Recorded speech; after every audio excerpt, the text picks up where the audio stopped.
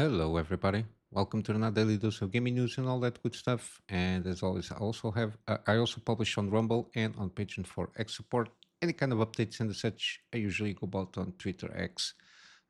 Yesterday, I didn't manage to do a gaming news program. Got a busy day yesterday. I did try to I did a post on YouTube and also on X, maybe trying to interact a little bit more there, especially on the post side of things. I don't know how that will influence the any kind of visibility or something like that. But yeah, in terms of channel updates, I'm still trying to record some more episodes here and there. Managed to record some of them throughout the week. Let's see if I Monday can start a schedule. Probably I will start with 2 episodes per week. I don't know yet, depending on the how things progress, and then maybe I can ramp up a little bit more as I go along in terms of of that schedule release. Mainly because the game, the series will be a long one, and yeah, basically let's see how it goes. Probably Sunday, sorry, Monday. If I have conditions to start posting, I will let everybody know. But yeah, other than that, complete the gameplay series here on the main page of the channel. Didn't have time for the demo stuff there, but if I see something interesting, I will try to get around and record a demo here and there. In terms of news, interesting enough, got some comments here from AMD regarding basically the 9060 XT, the 8 and 16 lines variant. Again, they basically did the exact same mistake that NVIDIA on launching this CPU with these two variants of VRAM. Again, overall, the consensus is that 1080p gaming with 8 gigabytes is possible, but there are certain scenarios that even playing 1080p, especially when you start trying to turn on a little bit technologies, depending on if it is NVIDIA or AMD, the VRAM will be needed. And in certain cases, yeah, you can see that the GPUs start to struggle in certain scenarios, and the fact that even for 1080p, which is the new minimum benchmark in terms of trying to game with entry level systems. Again, you're already seeing some limitations here. And the fact that even on consoles, PS5 and Xbox, they already use more than 8 gigabytes of VRAM for their in their own consoles, even though it's shared memory. Again, usually it's around two, I think maximum 3 gigabytes of the 16 gigabytes of memory there is for that system.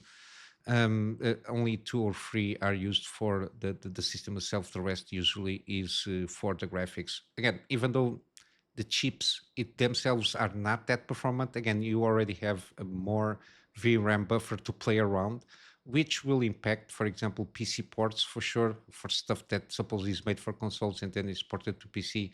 There already is some constraints there when you port those games for PC, because again, given that the benchmark for 1080p gameplay is it's 8 gigabytes. Again, usually this influences, for example, visuals in terms of textures and graphic details. Usually they demand a little bit more VRAM for that. I think the minimum should be hovering around 12 gigabytes. I think it's a good number. It tries to be as same as the current gen consoles, and I think it is a good buffer for you to activate certain technologies, proprietary technologies from the upscalers, frame generation, all that jazz, and maybe ramp up a little bit on the texture stuff there. Even though preferably, I think at this moment 16 gigabytes should be the norm, even from 1080p. On the lower end, again, especially on lower performance graphics. Uh, Again, I don't see the need, for example, using GDDR7 at this moment. I think it's a little bit overkill, even though can try to mitigate certain aspects in terms of the performance. I think, for example, with the 9060 XT, 16 gigabyte variant should be is more than enough. Even with GDDR6 memory, it's cheaper memory, easier to manufacture. Even the design itself is clamshell, so I think there could be some ways of mitigating the the bill of materials or the cost of producing this CPU in certain ways. But yeah, again, I think the bare minimum for 1080p should be 12, then 16 to 20. Now, depending on what kind of memory it's used, to the between the mid high range there, and then again for the super duper GPUs, again 24. I think it's so far for now the the usual here. Um, Other than that, again, the fact that AMD says that if it put it in a way that's very interesting. Frank Azor, this guy is the chief architect of gaming solutions. Majority of games are still playing 1080p. I can agree with that, and have no use for more than 8 gigabytes of memory. That's not exactly right. Even though most or majority, we can see what point he's trying to make here, and then most played WW, huh? WW are mostly esports games. We wouldn't build it if there wasn't a market for it. If 8 gigabytes is right for you, then there's 16 gigabytes same GPU, no compromises memory. Again, in terms of the corporate stuff, I can see that the trying to justify um, games being mostly esports games or multiplayer games. Usually they don't need that, or they don't justify themselves a lot of graphic fidelity, so you can try to compensate with by having more frames, which in competitive or even multiplayer you want more frames so you can stay more competitive, as they say. But yeah, some people do prefer more VRAM just in case. But I see the point. Okay, if you want to launch an 8 gigabyte 1080p card there, again, it comes about the how you name your product. And Hardware Unbox, again, to as a counterpoint to that, which is says 8 gigabytes version of products that says 9060 XT are designed for system integrators to milk customers, which is why AMD and NVIDIA misled by using the same name. Just be honest. Which is the point is, okay, if you want to really make an 8 gigabyte, just remove the XT or just put the T or just put the X or something like that, to help differentiate between both versions or variants of the 8 and 16 gigabytes, given that it is the same chip. The only difference is that VRAM, I think in terms of naming scheme, does help out in terms of customers that don't follow that closely the launches of the new hardware. Again, it might induce an error. The same thing with the 5060 Ti. Again, if you're going about buying on the store without doing like basic research, sometimes people just see, okay, I heard the 5060 Ti is good, or the 9060 XT is good. I just go for the cheaper one. And then probably they don't even notice that they are buying the 8 gigabyte variants instead of the 16 gigabytes. And again, when they see the performance, maybe it's not the one that they thought it would have. Maybe they saw some graphics playing, for example, 1080p or even entry level 1440p, and they saw they have good frames or enough frame for them. And when they plug the 8 gigabyte, it doesn't work the same way that they saw on the graphics, and that might again burn customers or returning customers. You just fool them once, and then you just put a sour taste in their mouths, because again they try to save money to buy a GPU that they thought perform in a way, and it because they were inducing error for marketing purposes. Again, uh, they just thought that they were buying one and bought another one. Again, it's not good. I think AMD could easily not make this mistake, even though if they could have launched the 8 and 16 gigabyte variants by just changing the name to make it more to make it different and recognizable that there is that difference. By just doing that, changing the name, they could launch the product as it is, same prices, whatever. but at least there was some differentiation in terms of naming scheme, so people don't get fooled that much.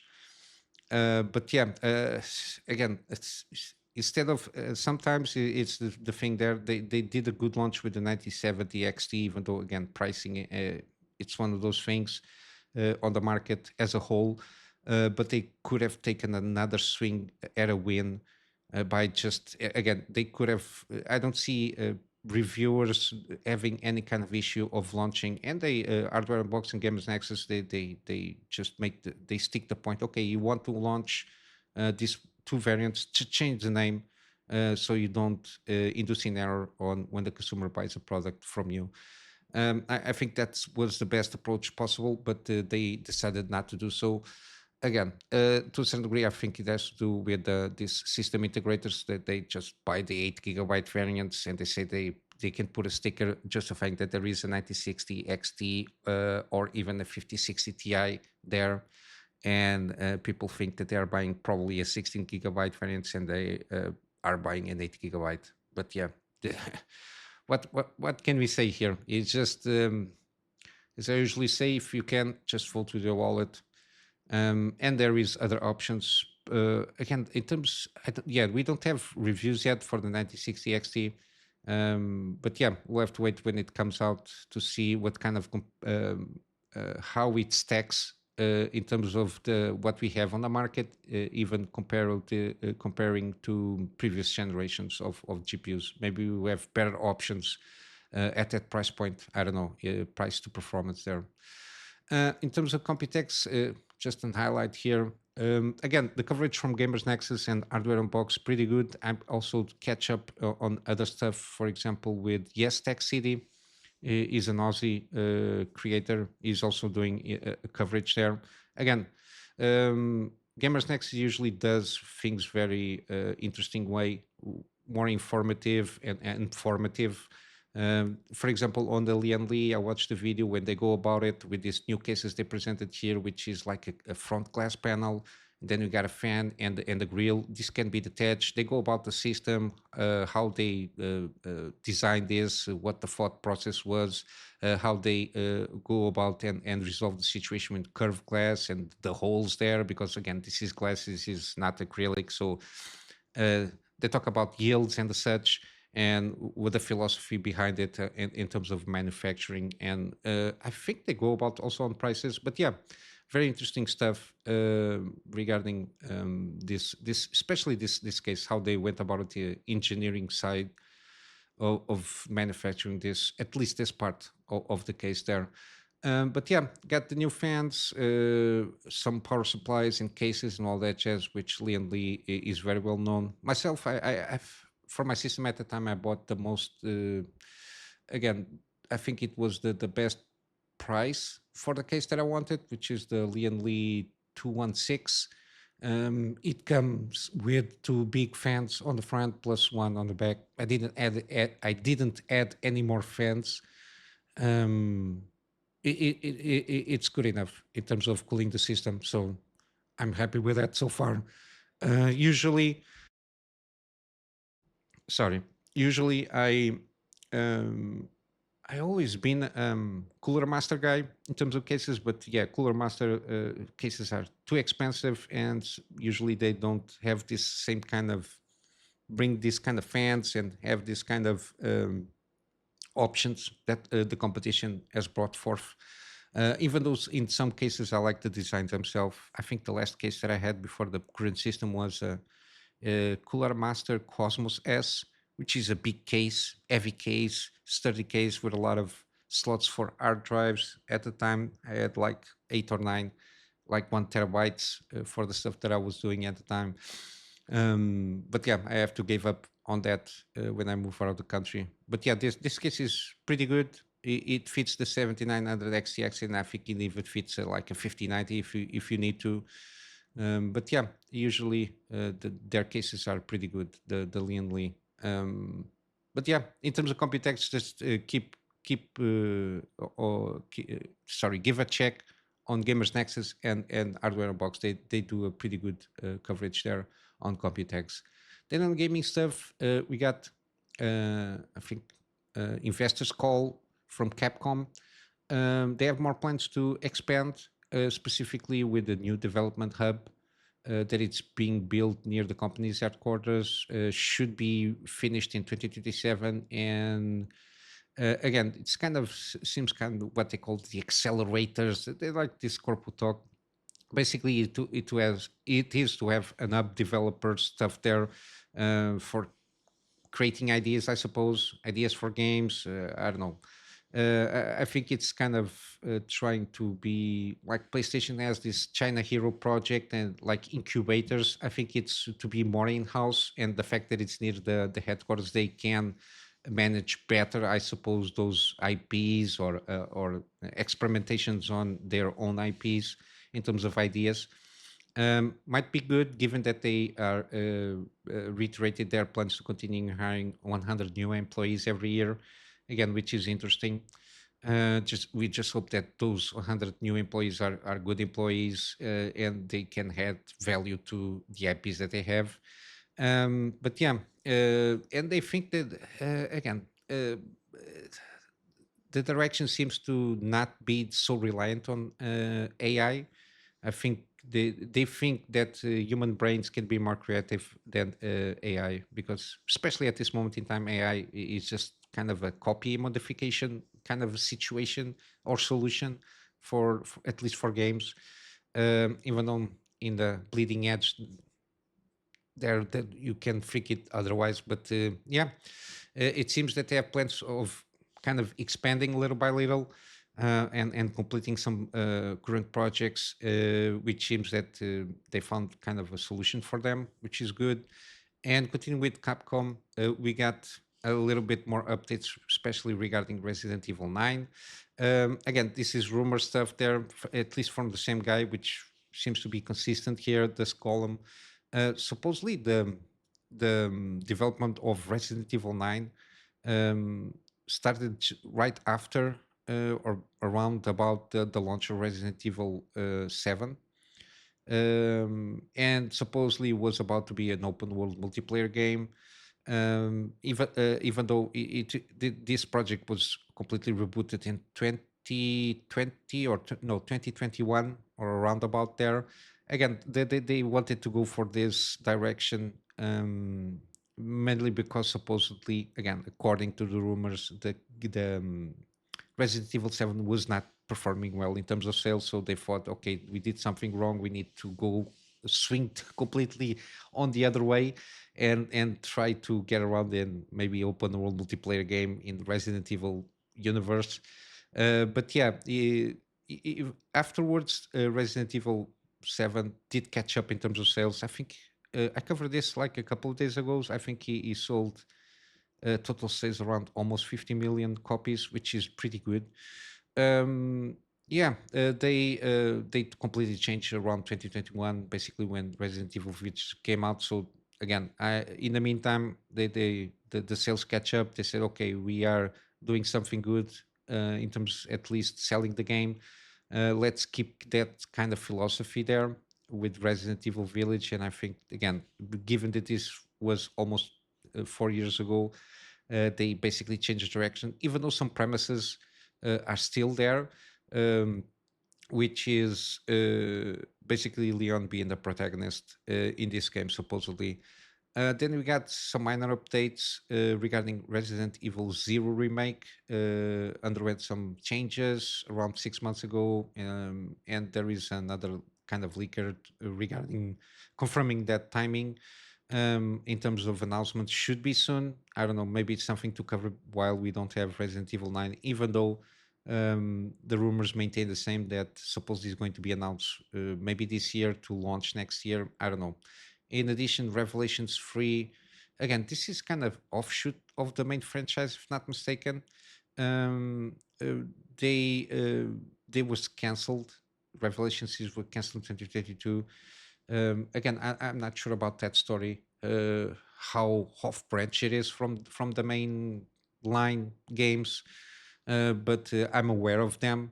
Resident Evil Zero and Revelations. I think they have two games. But yeah, this is what we got so far regarding Resident Evil franchise.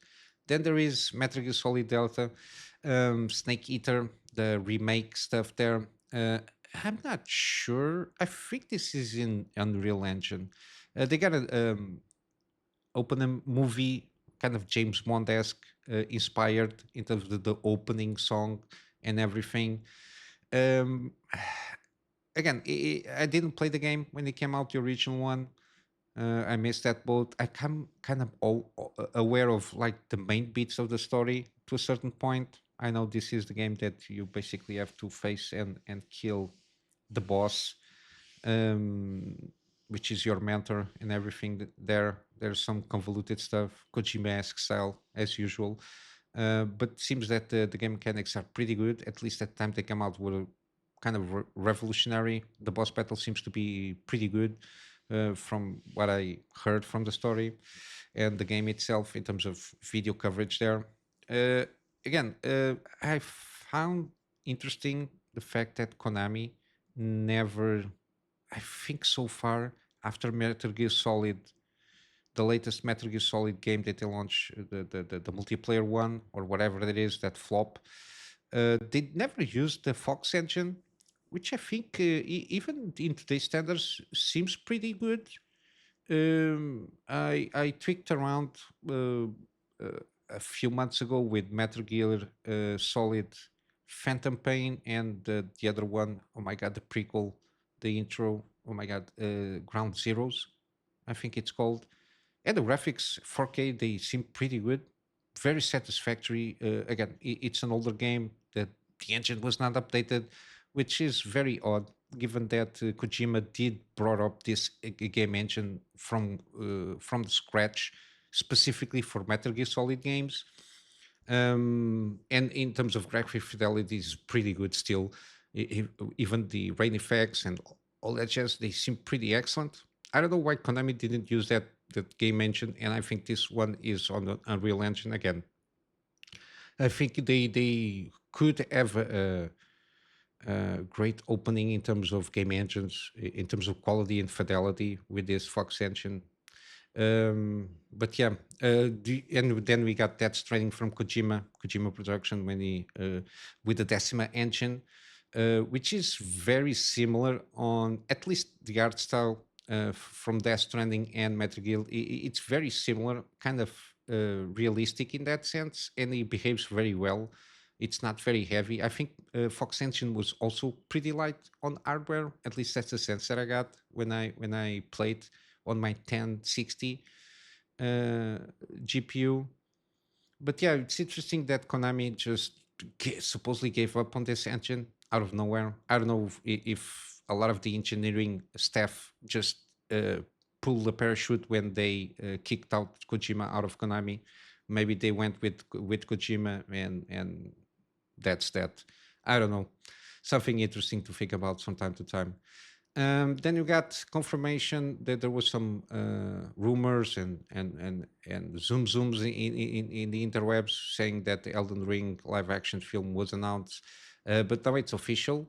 But then Namco in A24 announced a live action film adaptation from Elden Ring, which I'm not sure if this is the best approach for this IP specifically, even though Alex Garland is a good writer director. I like at least the early works, the first three movies that he made that I watched. I really did enjoy some of them. One of them is the AI movie. Another one was the Natalie Portman one with the alien stuff there. Again, I completely forgot the titles of the names. Again, very interesting themes and a very unique approach on filmmaking. I really did enjoy at least those two movies that I can remember on top of my head.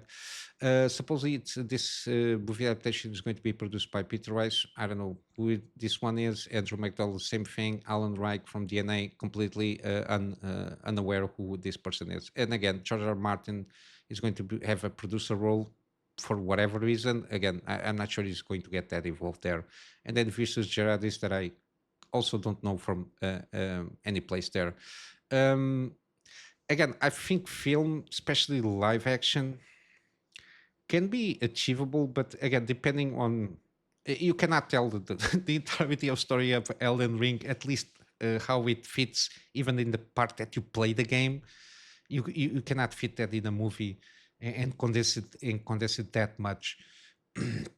The best shot that you can have of trying to tell Elden Ring story in movie format is probably the best comparisons trying to make kind of a Lord of the Rings trilogy extended edition, 3 hours each movie, and even though then you cannot catch and condensate all that lore and all that stories and storylines that are about in the world, I think it has to be something very specific.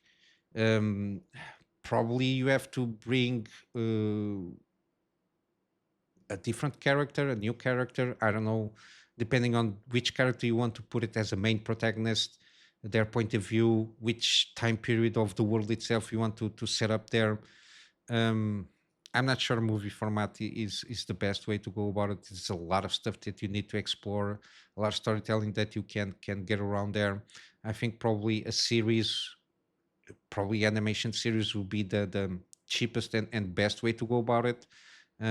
Like I don't know, good season like 24, like yeah, to be like, at least from my perspective, from the lore videos that I've been checking from all of these years, I think the best approach should be like a series, like 24 episodes, 1 hour each, and each season maybe trying to, I don't know, progress some way.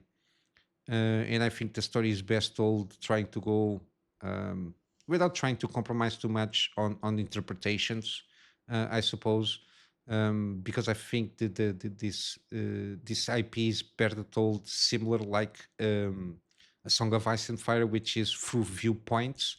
So it always leaves some space for interpretation from the point of view that the character is experiencing the world and the story. I think it's best suited in that sense, because again, if you're going to do something that it's going to be supposedly canonical, in a sense that it is not a point of view perspective of things in the world, and if you're going to have like this is exactly what happened, this is the interpretation, the canonical interpretation, a lot of people will not like it, because again, how the world is set up, like Dark Souls, Elden Ring, even Bloodborne, Miyazaki does things in a purposeful way that certain things can be interpreted kind of the way you want. In certain sense, they give you rough guides of what he's trying to achieve there, but it leaves some loose ends so people can interpret and make the IP a little bit of their own. I'm not sure if again, let's see how this goes. Again, depends of what they're trying to achieve in this movie. um, what character, if they're going to pick one already existing in Elden Ring, or if they're going to bring an external character, another tarnish or something like that, and trying to make it very specific and concise.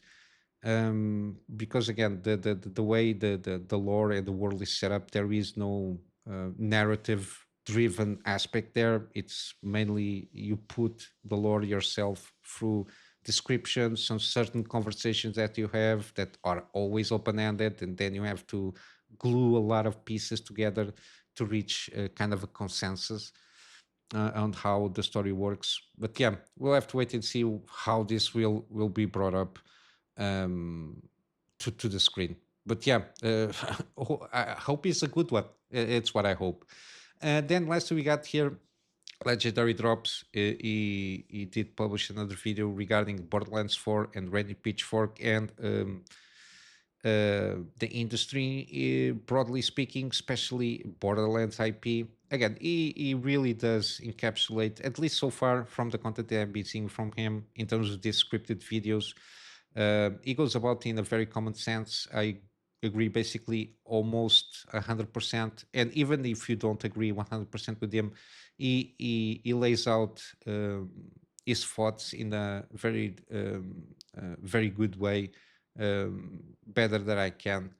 And yeah, I think he has a point here with Randy Pitchfork and this $80 stupidity of Borderlands 4. The IP itself is to a certain point damaged that I don't think it's worth the $80. And I think this is going to backfire greatly on Gearbox and Borderlands IP. But yeah, I will leave a link of the video there. I think he goes about in an excellent way. Then in terms of gaming deals, we got for free now, which got some good deals from time to time. Again, I always check every week here on Epic Game Store if there is some decent free games. Again, Deliver at All Costs seems a pretty interesting game. And then you got Sifu for free also. So you got, I think these two games might be a pretty good choices here. If you want to try it out, I will leave the link in the description of the Epic Game Store in terms of the free games there. Then on Steam, we got Armor Core 6 Fires of Rubicon is 40% off, which is a rarity to have from software games on sale. But here we go. We got Baldur's Gate 3 still on sale, 20% off. Bioshock the Collection, same thing, 80% off. We've got Cyberpunk around a day or so until the deal is off, 60% on the base game. And then on the Ultimate Edition seems to be the way to go with this game because of Phantom Liberty DLC expansion, 48% off. We got Darkest Dungeon, again, pretty interesting game. If you like turn-based combat with some dark fantasy and some role-like elements there on each run that you do, yeah, this one seems very interesting, and again, very positive feedback. And then the sequel here, it doesn't seem to be at the same level. I think they try to do a little bit more experimentation with that IP, but yeah, it's 50% off. We got Hogwarts Legacy still on sale, 75%. We got King's Arthur Knight's Tale again, 70% off, plus all the little packs here and there to add a little bit more value there, hopefully.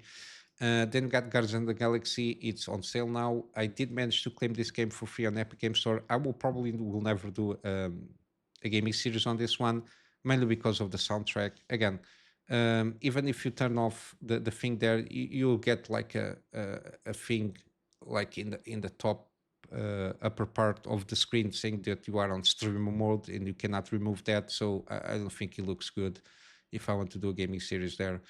But yeah, this one seems a pretty good one. 85% off. I think it's well worth the price of admission given the feedback and what I saw about the game there. Then you got Midnight Suns. Again, I recommend this one. I did the gaming series, and if you're curious about this game, just do the first couple episodes will give you a sense what this game is all about. Again, turn-based tactics, XCOM style, the same team that brought XCOM 2 with a spin on deck building, which is pretty good there. Then you got Metaphor ReFantasio. Again, 35% off is on sale now. Red Dead Redemption 2 still on sale, 75%.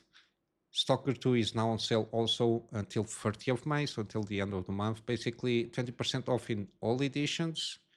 Yeah, in all editions here.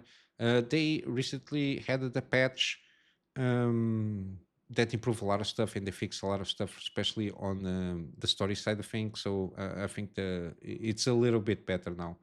And then last we got Witcher 3 Wild Hunt, again, around a day or so. Again, I do recommend this game. Complete edition is the way to go. Hearts of Stone and Blood and Wine. Again, the first run, I always recommend vanilla, probably with some mods on textures or visual upgrades to enhance the experience there. And then the other runs that you do, I do recommend some gameplay mods so you can have a completely different experience with this game here. But yeah, I'll wrap up here today with a plug on my Patreon as usual.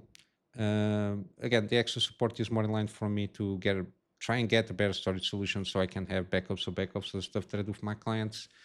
And of course, some extra space for the videos that I do for the channel. And with all that said, I hope you have a wonderful day. I'll see you in the next one. So until then, Kunamy Master out.